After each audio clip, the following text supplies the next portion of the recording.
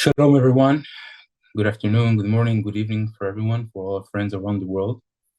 For those who doesn't know me, my name is Amos Elad, the Vice President of Resource Development and Alumni Affairs for Tel Aviv University. Thank you for joining us today for an important briefing with Major General Amikam Norkin, the former commander of the Israeli Air Force, who will give us his perspective on the strategic implication and desired outcomes of the war. These are not easy times for Israel or our Tau family and friends around the world. An estimated 5,000 Tau students have been called upon for reserve duty, and many more are called up, and this number growing. Professors, researchers, all of them are being called up. We would like to hear now a special interview we recorded earlier today with Oded Strauss. Oded is a fighter in the 16th Battalion, currently gathering in southern Israel. He's ready for deployment. Oded is a master's degree student in digital media at the Steve Tisch School of Film and Television. And he's now out there protecting us all. So now let's hear the clip, please.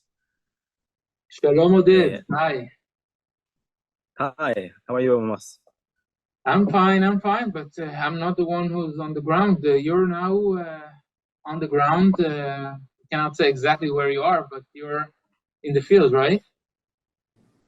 Right, I'm right between Beersheba and the Gaza Strip, and it's better not to say more than that. Yeah, we understand. We are very proud of you, and we're glad that we have the opportunity to have some words with you in this very sensitive time. You are a Tel Aviv University student. Tell us, what are you studying? Right, I'm studying for my MFA in the Steve Tisch Film School in the Faculty of Arts, and this is going to be my last year before getting my MFA.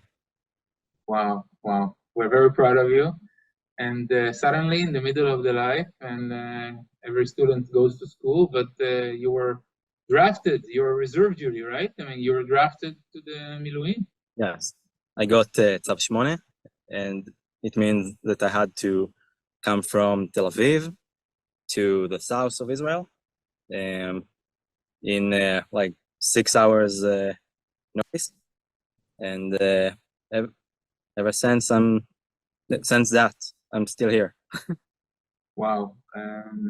Tell us a little bit how do you feel? What's the sense between you, your friends, the soldiers there? How are you guys feeling there? So we all feel pretty good. We are prepared. We did our shooting range. We have all our gear, and sometimes we do missions, we cannot really discuss, right? Some of them I can't say. So please, go ahead. Yes, go ahead. We'd love to hear. So one night we had to drive to 2 kibbutzes to look after other forces for looking for the kidnapped people, and we didn't find any Israeli people, but yet the mission is important. It was probably not easy. Since when are you there? When were you drafted? Since how long you've been there already? It's since the 2nd of war, the wow. 8th of October. Wow. So yeah. You probably had some also. This is my 17th day. Wow.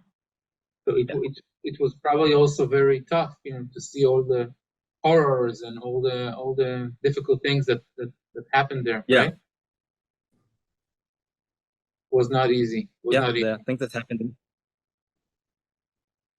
The things that happened in the south are terrible, and we'll find a way to manage it. Yeah. No, we all are behind you, and we know that the IDF is ready, and we'll hear later from General Norkin about preparedness and readiness. But we just wanted to tell you that we are the group that is here around us are supporters and lovers of Israel and people from all over the world. that are standing behind you, showing their love and their support. I don't know if you want to say something to them. They're listening right now. So maybe you have a message to our people. So from Little Israel to the big world, thank you for supporting. We hope that we'll get back to normal days quite soon. And we hope to continue what we did before. Yeah. Wow. Oded, yeah. Just say thank you in the name of all the people around and the Jewish people and our nation. We love you. We send our love and blessing. And chazor leshalom. Hurry. Come back safe. Shmor al atzmecha. Take care. And you and your friends. Be well. להתראות, עודד. בקרוב. We're looking for, I'm going to personally look forward to have coffee with you here in my office when you come back. Great. See you. Okay, good. Okay. Thank you, Oded. Bye-bye. Be safe. Bye. Wow, thank you. That this was, just seeing it again, this was very emotional. And yeah, those are the amazing. Who said a generation is not amazing, huh? This is an amazing generation. And let's now see another short clip of some of our other brave students that are on the ground saying hello to everyone. So please, let's roll it. Hi, my name is Ori Meyer, and I'm a fifth-year medical student at Tel Aviv University, currently stationed as a paramedic in the south, in the reserves. These are complex times, but at times like this, it's good to know that we are not alone. So, thank you. שלום, קוראים לי אילונה, אני לומדת רפואה בשנה השלישית בתוכנית הארבע-שנתית באוניברסיטת תל אביב. ב-7 באוקטובר קמנו לתוך סיוט כשהאדמה בוערת והעם שלי חווה דברים ששמענו רק בסיפורים של סבא וסבתא. מרגע פרוץ המלחמה גויסתי למילואים. אין לי ספק שננצח במלחמה הזו, זו מלחמה על הבית ואנחנו ננצח. Hello, my name is Peter Pesov. I'm a PhD student at Tel Aviv University in Israel. This last week was absolutely tragic and devastating. My condolences to all families that were affected by the terrorist attacks. The university has been very supportive for all of us, and I know that Israel is going to prevail. Hey, my name is Netanel, and I'm studying law at Tel Aviv University. I am a firefighter. We are strong and united. We will win this war. Thank you for supporting us. It's mean so much. Am Israel Chai. Thank you. Thank you very much. Again, very proud of everyone here.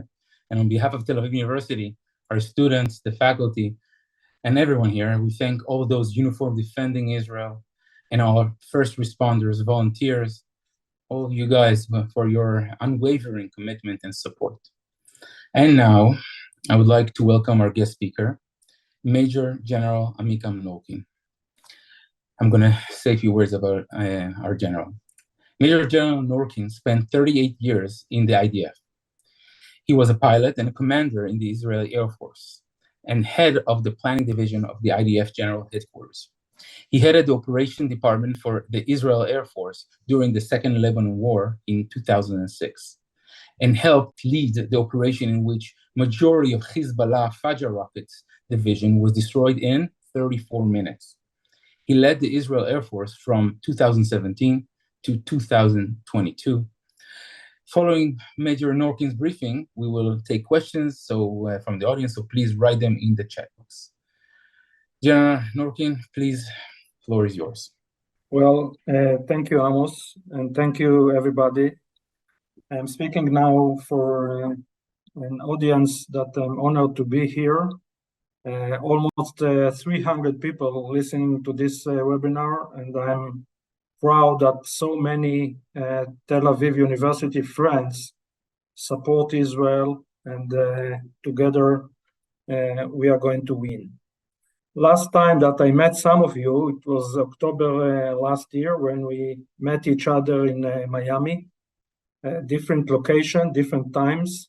And at that time, I was very proud for what we are doing here in Israel. And now, as a former Israeli commander, I'm a little bit ashamed because we didn't defend the Israeli citizens in the villages and towns around Gaza in October 7. And after almost 40 years at the Air Force, the main mission for me was to defend the state of Israel and to defend the Israeli citizens. And in this mission, the Israeli military failed, and we are going to debrief what happened.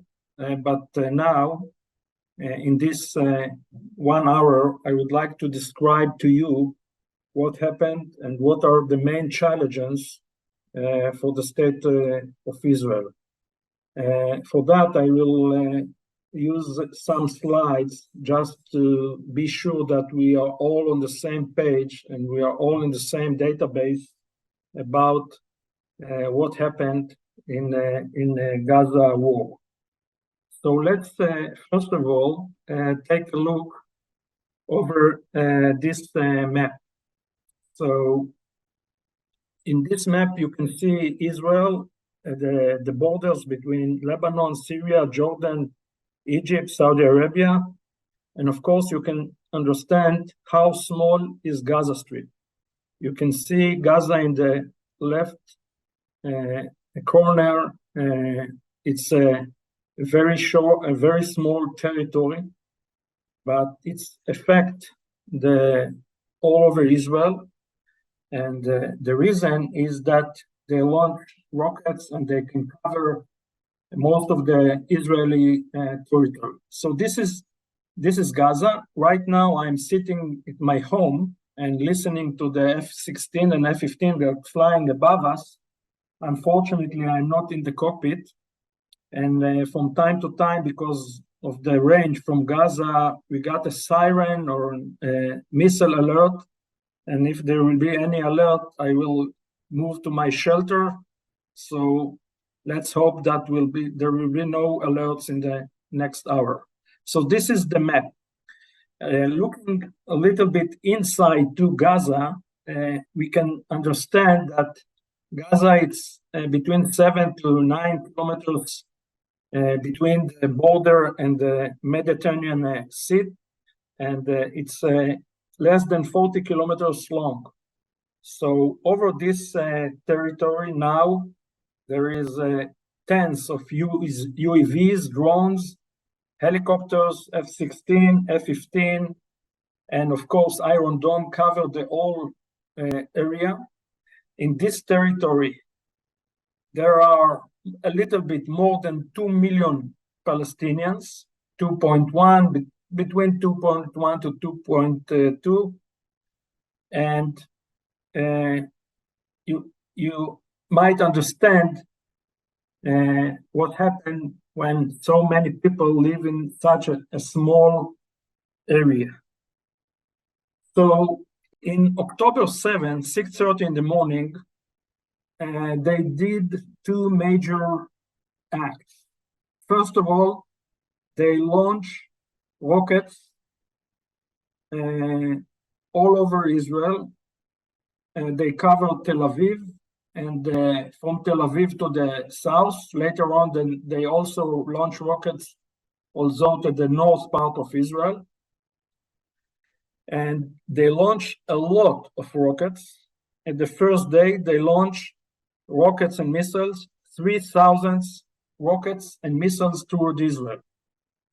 In the previous operations, they launched such an amount in 2 weeks. In this war, they launched 3,000 in 1 day. We were very lucky because of our Iron Dome. The Air Force that in charge for the Israeli air defense was in a very high alert with the Iron Dome, not like other fleets. And the Iron Dome intercept more than 90% of the rockets. So although they launched 3,000 rockets in the first few hours, only 1 or 2 people were killed. It's from the military perspective, it's a very good result And we are lucky that we prepared our Iron Dome. Let's imagine what might happen if there is no Iron Dome that defends Israel. So this is the first thing that they did. They launched many thousands of rockets.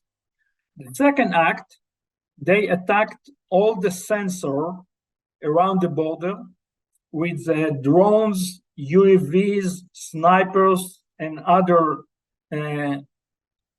systems.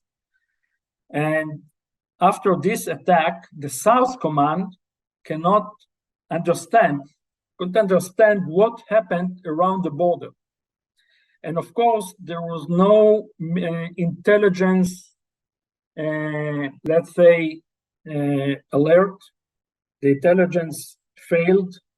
The intelligence in this part of the state is part of the Shabak and part of the South Command, and of course the military intelligence. They didn't give any alert to the South Command or to the Air Force, so nothing was prepared for such an act from the Hamas side. So they attack all those sensors, and then almost 1,500 terrorists crossed the border between Gaza to the Israeli villages and cities in the southwest part of Israel. You can see here that they cut the fence, they get into the Israeli areas, to the military bases, hundreds of terrorists against very small ground forces. And unfortunately, they pass them directly with motorcycles and cars into the Israeli booths and villages and cities. You can see here Netivot, Sderot, Ofakim, and all the other small villages that we have around Gaza Strip. So now, after, let's say, less than half an hour between the citizens and those hundreds of terrorists, there were no military. And I'm ashamed of that. So the only force that defend those citizens were very small groups of, let's say, 10, 15 guys in each of those villages that act as a civilian with their weapons against hundreds of terrorists. And unfortunately, because of that, there was a massacre. They killed more than 1,400 people. And they kidnapped more than 200 citizens, let's say old lady, Holocaust survivors, children, babies. And as you all already see at the media, they are all in Gaza now. So people in those villages feel like they were in the Holocaust. We cannot compare those activities to the Holocaust. And I'm not comparing, but the people that hide themselves inside the houses when those terrorists are shooting on the windows and trying to get into the houses and to kill them. You can see in this slide on the right side how many bodies.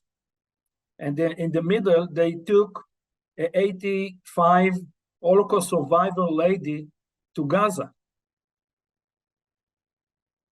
They killed babies, they killed children, women, and the mission for them was to kill anyone.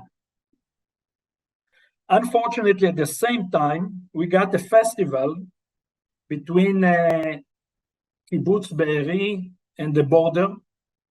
At that festival, almost 2,000 people were there, young, most of them between the age of 20 to 30. They were very happy until the 6:30 a.m. And once the terrorists get into Israel, the Israeli territory, they surrounded the festival and they killed hundreds of them. Hundreds of those young people were murdered in this festival.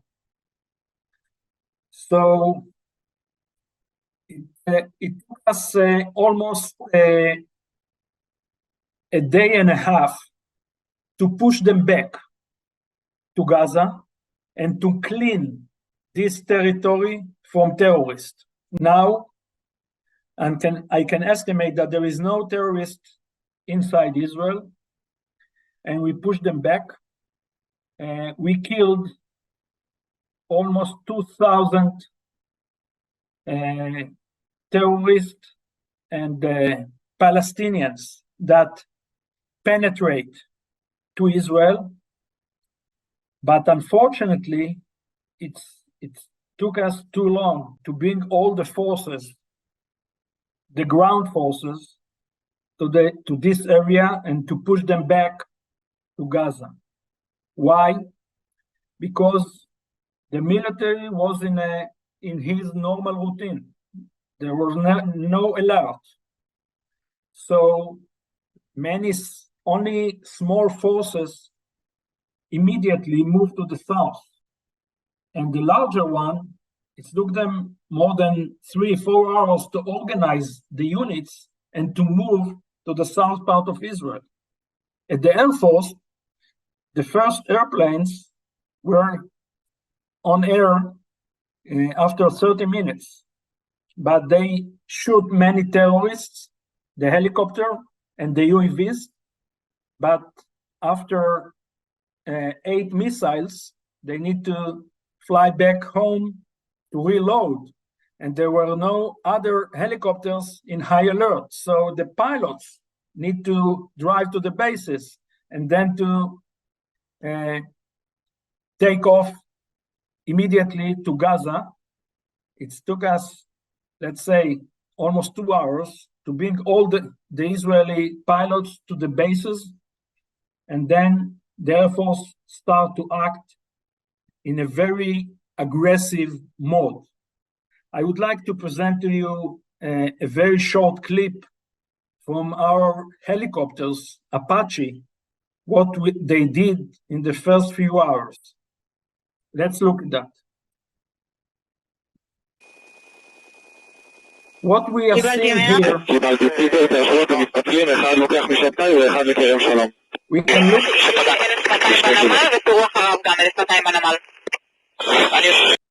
we can look through the helicopter's screens.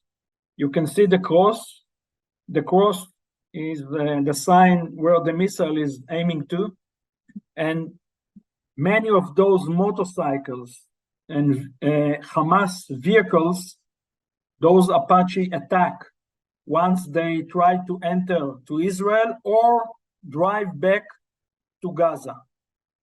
So they killed their hundreds of terrorists.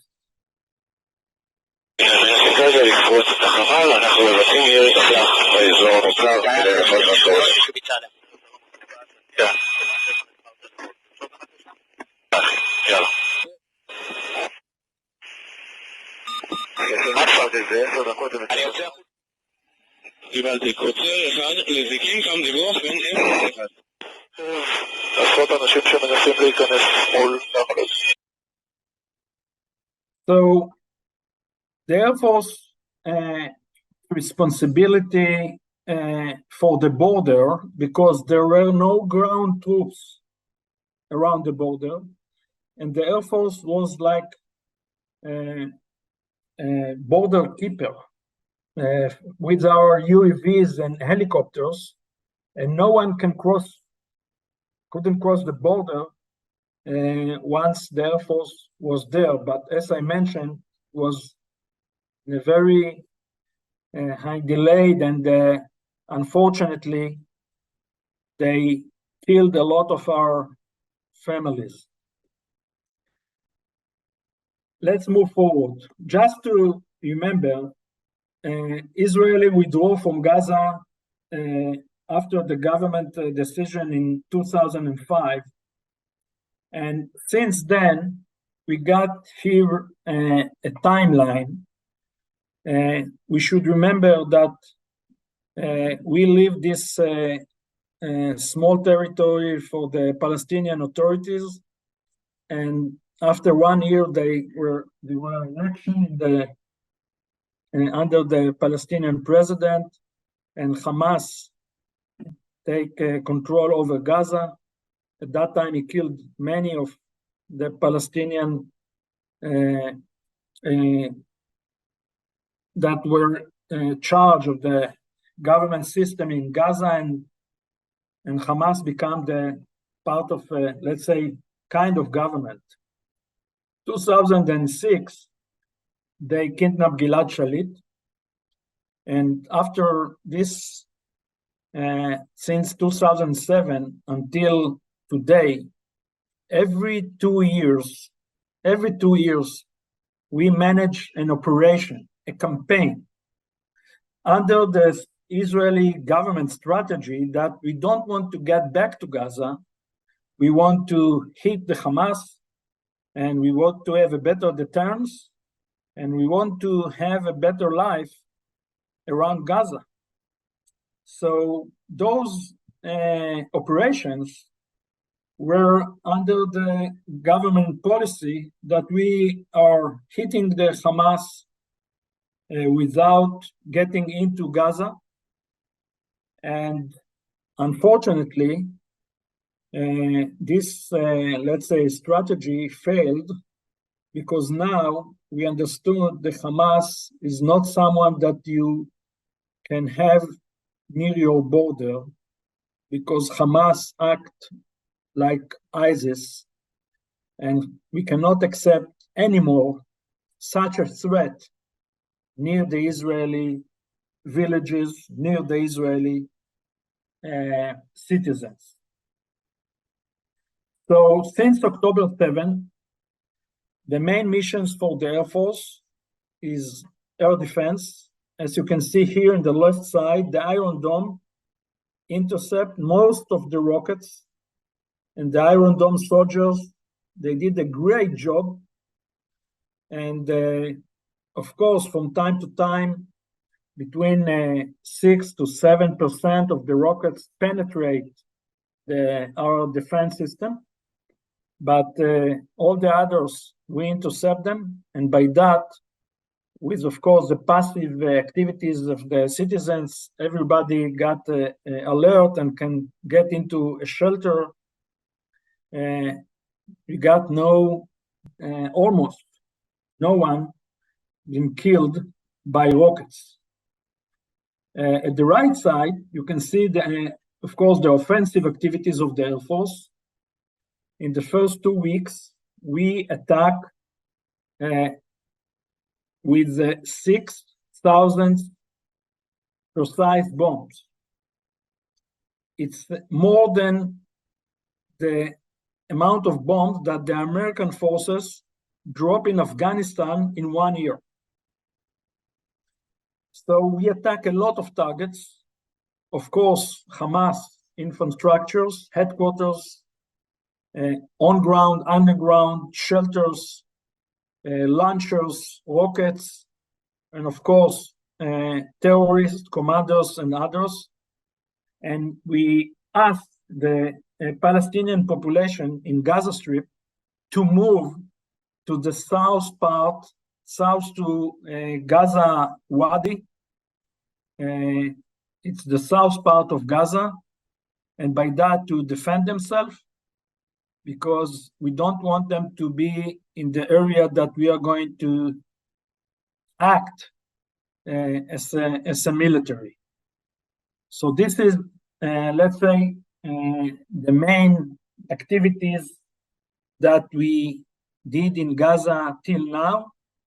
And now, at the last 4 days, the ground forces are ready to get into Gaza, and the government need to take the decision. We are in a strategic point. What is going to be the next step for the IDF? We try to do our best to get our people back. Yesterday, 2 old women came back from Gaza, and we are happy, but there are at least 220 over there, and this is the main dilemma now for the Israeli government.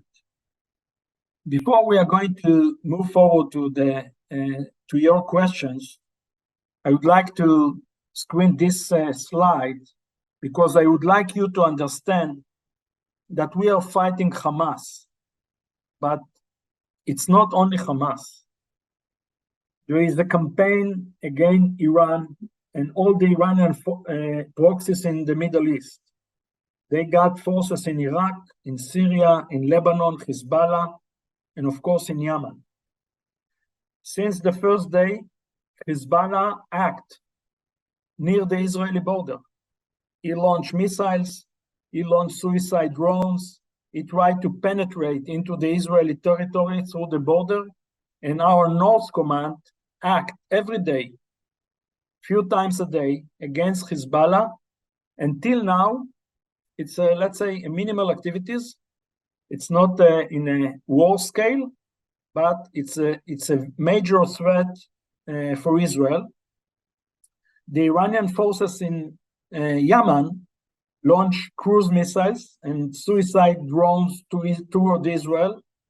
Those threats already intercepted by the American forces in the Red Sea, and we got a very good cooperation.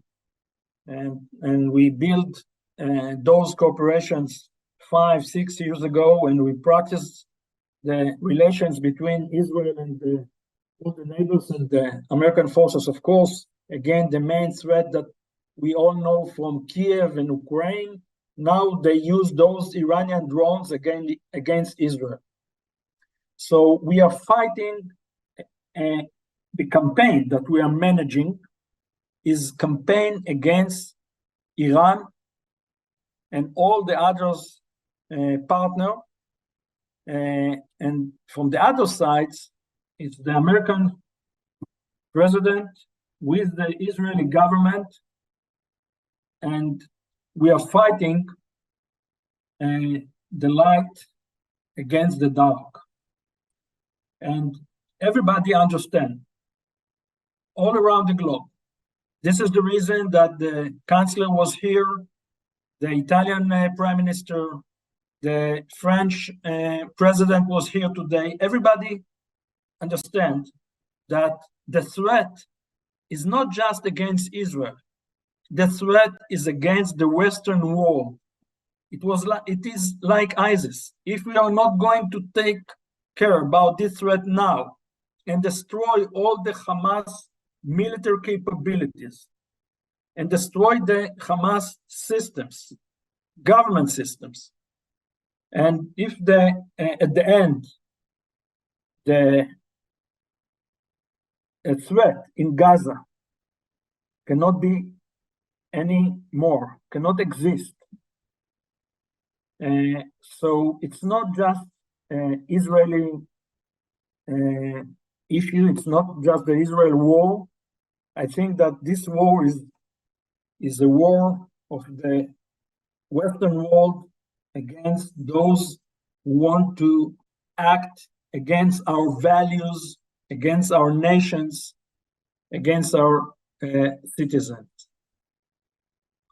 So by that, I can open now this webinar for questions.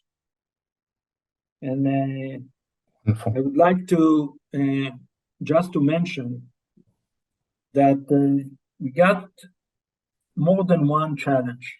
Of course, the first one is the military challenge. How to achieve the goals that the government decided to destroy the Hamas capabilities, but we should understand and remember that there is a society challenges how to take care about 100,000 people that they are not at their home. We evacuate them from the borders to the center of Israel. We need to support the Israeli economy.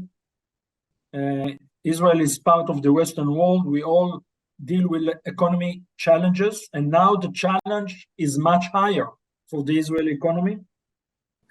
And of course, there is a leadership challenge.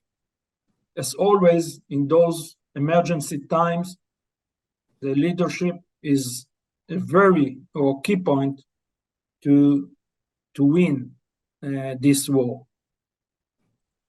So please, Amos, if there is any question. We have, hi, thank you.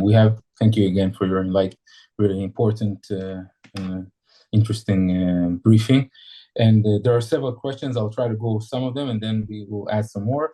So I added some of them. What is the limit of Israeli Air Force attack, of air attack of the Air Force? And goes in together with it, does IDF has to go with ground forces in order to win the war? And people ask, are they waiting to ambush our soldiers there? Maybe that's the first part of the group questions, and then we'll go afterwards. Well, thank you. It's a very, very good question. First of all, we achieve a lot from the air. Our Air Force attacked many targets, and till now, the results are very good, and I'm happy that the Air Force is doing what he is doing. But you should remember that Israel cannot manage a campaign like the American forces manage against ISIS for 6, 7, 8 years. We are a small nation. We need to manage short campaigns because it's effect all over Israel. We're defending our homeland. It's not something that we are doing 1,000 miles from here. We are fighting here near our families. And without the parameter, how long is going to be the campaign, this parameter is a major parameter for Israel. So let's imagine that we are going to act just with the Air Force, and we are going to close Gaza. Nothing get in except humanitarian support. We can achieve it, but it will take years. Like the campaign against ISIS, the American forces act mainly with air power, special forces, and other proxies. We can do it, but it will take too long. So we need to act also with our ground forces.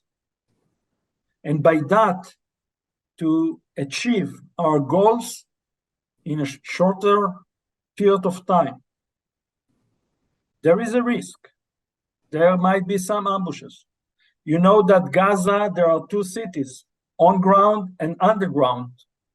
But now, the Israeli Air Force can penetrate into those tunnels with our bomb.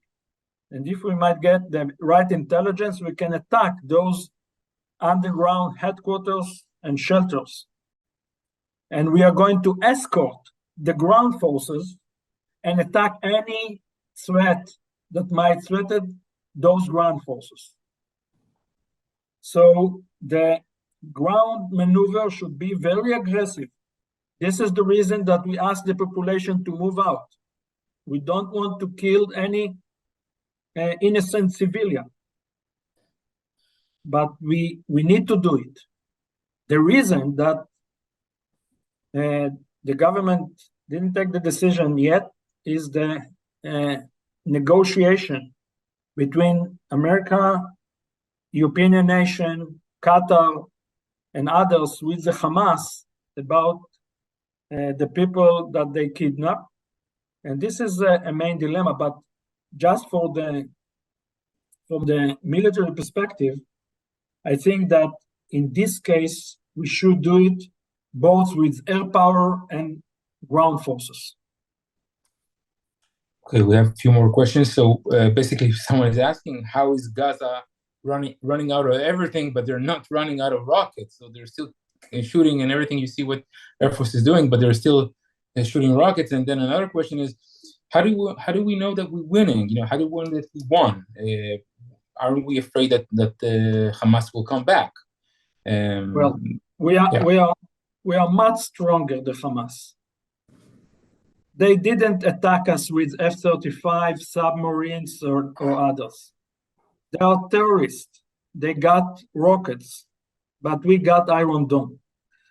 In the beginning, they got between 15,000 to 20,000 rockets.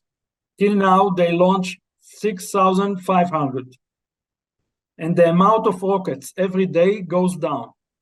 Why? Because they got less, and the Air Force attack some of the rocket launchers and shelters. So from day to day, they will have less and less rockets. And we are going to defend ourselves with Iron Dome. And the Israeli Defense Forces is much stronger than the Hamas, and we can defeat them. Unfortunately, we got no intelligence. If we might have the intelligence, we can defend our citizens with 4 Apaches. That's all. There is no need for the whole military. But now we need the military to act, and I'm sure that we are going to achieve the goals. It will take time because this campaign is not in one step. There will be in the future a few steps. The first step is to push them out of the Israeli territory. The second step, air power, Air Force activities. Third step, we need to maneuver into Gaza Strip. And then to keep Gaza closed, our forces in the ground need to move back and keep, let's say, 3 kilometers around the borders that no one can come near the border. So the border should be not like the old one. It should be inside Gaza, and we should keep a strip that no one can get into. And then, of course, political activities, military activities together. And in a few months, we are going to destroy this threat. Thank you. There are some questions about the north of Israel, so I'll combine them. So one of them is, should Israel start a preemptive attack on Hezbollah? Hezbollah has thousands of rockets. Can Israel overcome that? Can we overcome that issue? Maybe, that's basically a lot of people. Are we ready for the war with North, with Hezbollah? Maybe let's start with that. As I mentioned earlier, it's not just, let's say, a standalone story. It's a network. Hezbollah, Hamas, Islamic Jihad, the Iranian forces in Iraq, the Houthis in Yemen, and of course, above all, Iran, Tehran. So this is a regional story, and this is the reason that the American president and the American Minister of Defense, Defense Secretary, State Secretary, they were here, and they took a decision to bring quite big American force because they want to avoid any miscalculation in regional war and to support Israel, of course. So we need to prepare ourselves to a much wider threat. And the North threat, Hezbollah, it's a high threat. They got thousands, tens of thousands of rockets, but we can defend ourselves. We cannot accept any military activities against Israeli citizens. In the last 10 days, we already killed almost 35 Hezbollah soldiers that tried to launch missiles toward Israel, but we don't want to escalate the situation in the North border. And I think that we should demonstrate what Israel is going to do to Hamas and to any other terror organization that might threat Israel. And Gaza is going to be the demonstration area. And if Hezbollah might start any war activities, we should act in Lebanon under our operational plans. And Israeli military activities in Lebanon might be very aggressive. We can do it. This is not our interest now, and we cannot accept any activities against citizens. And we should focus on Gaza in the next few months. Thank you, Amikam. So there were questions. Do you think U.S. or Europe will be needed of involvement, with those ships that you're talking about, carriers and etc.? Do you think that they will be involved? And also, someone mentioned the Houthis that from Yemen. Is that another threat, another angle of threat that we have to really be afraid of or consider? Yeah, I just mentioned the Houthis. The Houthis are part of the Iranian proxies. The Houthis already launched suicide UAVs and drones and cruise missile toward Israel. And the American warship in the Red Sea intercept them with a very good cooperation between the American forces and the Israeli forces. And we share intelligence, we share our operational plans, and we act together. And I'm hope that the American forces will stay in the level of deterrence and not might act in this campaign. But if the Iranian forces are going to do something and decided to involve in this war, this is the reason that the American forces are here. Thank you. Two last questions. One of them is related to the tunnels in Gaza. So people are talking about tunnels. There are a lot of tunnels there. Is this something that we're able to, and what is our strategy to attack? Yeah. And also there is connection to it, maybe because people are worried that there are hostages are there, and if we're planning to bomb them, how is that all the issue of dealing with the hostages connected to that? Okay, first of all, about the tunnels, there is two families of tunnels. Attack tunnels, that they dig those tunnels to penetrate into Israel below the Israeli border. And we cut 2 years ago all those tunnels by the new wall that we built around Gaza. So today there is no tunnel that penetrate into Israel. The other family, the other group of tunnels are, let's say, defense tunnels. They build those tunnels for the Hamas headquarters and to defend the Hamas cities and the camps. We know some of them. We attacked many of them in the previous campaign in 2021. We developed a special method with a special ammunition that we can penetrate into those tunnels from the air, not like in the campaign in 2014 that terrorists got out from those tunnels and we need to push in our ground forces. I think that this is not the right way to deal with the tunnels. We need to attack them by the Air Force. And if we are going to designate tunnels by special sensors, special forces, or intelligence, we should attack those tunnels from the air. So this is the tunnel challenge, and there are many tunnels under Gaza. The second question about the hostages, it's a huge dilemma, what we should do and how we should act. At the end, we need to achieve the goal that there will be no threat. I am not a formal representative of the state of Israel.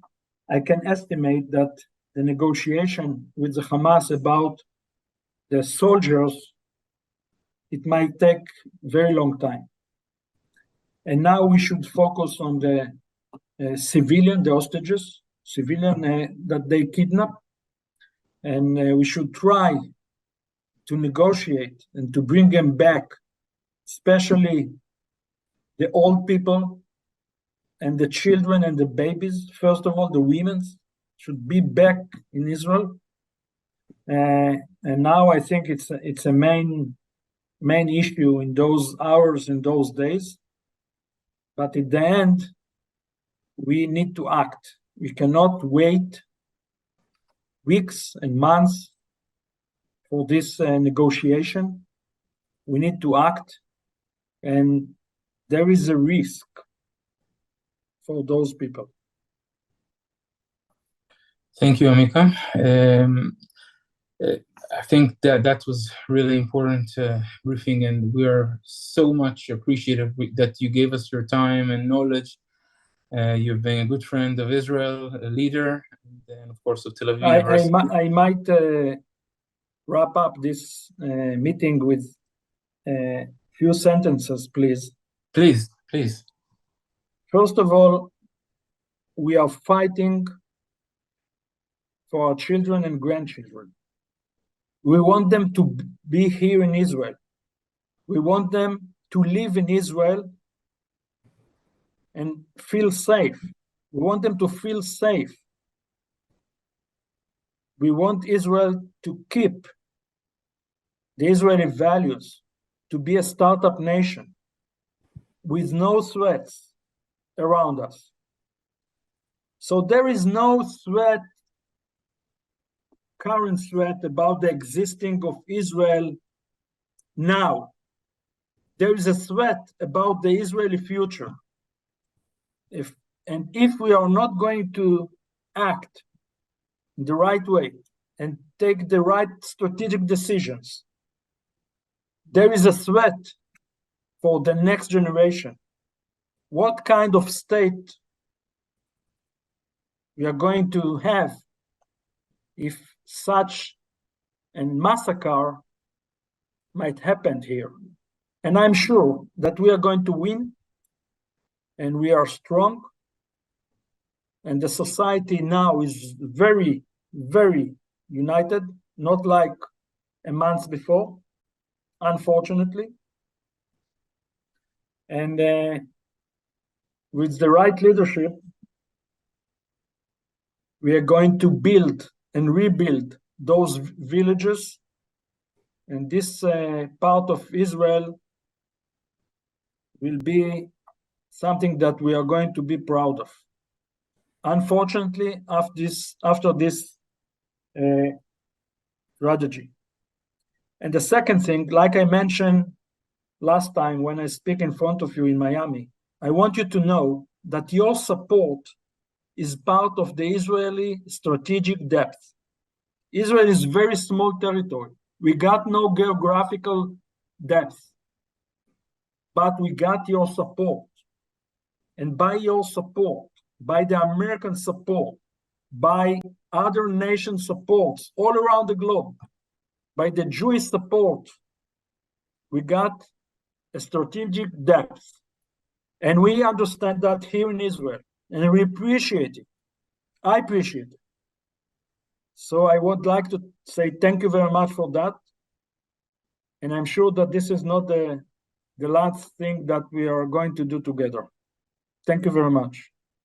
Amikam, toda rabba. Thank you very much. You talk about leadership. You are one of our leaders, and hopefully, maybe, I don't know if I should invite you to politics, but definitely we need to see people like you in our leadership in the future. And this is a time also to invite everyone to join us, support our, Tel Aviv University opened the emergency fund, Tel Aviv University Emergency Fund. So through your local friends organization, please support this cause, support the students, support the soldiers, the mental health that Tel Aviv University is supplying, the people and the community. So again, thank you everyone. Looking forward to seeing you hopefully in peaceful times in Israel. And thank you again, Major General Norkin, for your wonderful and inspiring words. Toda rabba, everyone. Be safe. Toda. להתראות.